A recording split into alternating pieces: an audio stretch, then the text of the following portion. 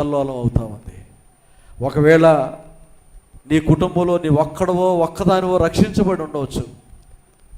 నీవు దేవుని యొక్క ఆజ్ఞలు సరిగ్గా అనుసరించకుండా, సరిగ్గా ప్రార్థన చేయకుండా, సరిగ్గా దేవుని కార్యాల్లో పూనుకోకుండా ఉంటే నిన్ను బట్టి నీ ఇల్లు ఆశీర్వదించబడటం కాదు కదా, కలవరానికి లోనవుతుంది. గుర్తుపెట్టుకో సహోదరుడా, సహోదరి. దేవుడేమో నిన్ను బట్టి నీ ఇల్లు, నీ వాకిలి, నీ కుటుంబం, నీ బంధువులు, నీ ఇంటి వారు రక్షించబడాలి, ఆశీర్వదించబడాలని దేవుడు నిన్ను ఎన్నుకుంటే నిన్ను బట్టి నీ ఇల్లు హింసించబడుతూ ఉంది. సమాధానం లేకుండా పోతుంది, నెమ్మది లేకుండా పోతుంది, ఆదరణ లేకుండా పోతుంది, ఊగిపోతూ ఉంది,